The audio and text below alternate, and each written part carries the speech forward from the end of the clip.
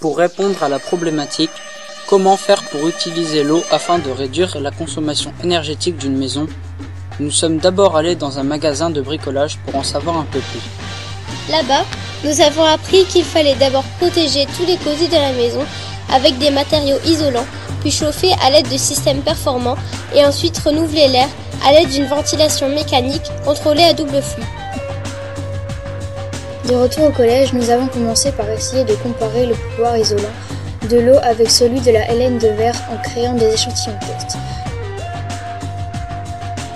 Nous nous sommes rendus au laboratoire de génie civil qui dispose de machines capables de mesurer les flux de chaleur et pendant que l'expérience se réalisait, on apprenait comment fonctionnaient les machines.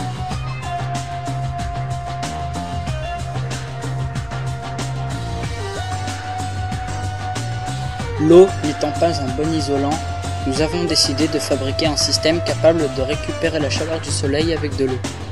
Nous avons d'abord décomposé les fonctions pour chercher la meilleure solution pour réaliser ce capteur solaire. On a commencé par chercher la meilleure forme pour le tuyau d'eau et on a constaté que plus la longueur du tuyau exposé était importante, plus l'eau se réchauffait vite. Puis on a cherché la couleur qui serait la plus adaptée en peignant des morceaux de bois et calculé celui qui avait la meilleure réflectivité à l'aide d'un luxmètre.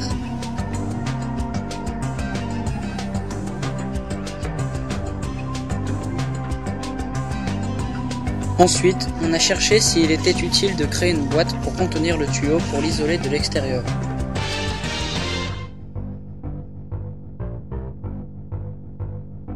Nous avons constaté qu'en réalisant une boîte hermétique, la température augmentait plus vite. Et enfin, on a cherché quel était le matériau le plus adapté pour faire le système. En plaçant une même longueur de tuyau dans un bac d'eau chaude, on a pu vérifier que le métal transmettait la chaleur le plus rapidement.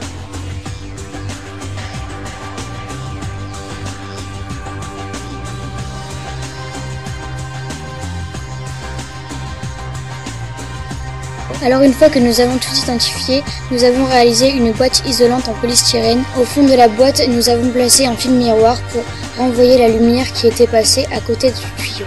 Nous avons ensuite collé un couvercle transparent pour créer un effet de serre pour le capteur. Enfin, nous avons peint les tuyaux en laiton en noir pour qu'ils captent le plus d'énergie possible. Pour calculer le gain en énergie de notre système, nous avons mesuré le rayonnement moyen à l'extérieur avec un pyranomètre et avons mis en place l'expérience à la faculté des sciences de Béthune. En exposant de manière continue le capteur à un rayonnement simulé à l'aide de spots, nous avons pu tracer l'évolution de la température de l'eau dans notre cumulus. À l'aide de la capacité thermique de l'eau, nous avons pu établir que notre système a permis de capter gratuitement une quantité d'énergie intéressante. Certes, elle est insuffisante pour chauffer la maison, mais elle permet d'avoir un apport de chaleur qui permet de se rapprocher de la réglementation thermique 2012 pour les maisons.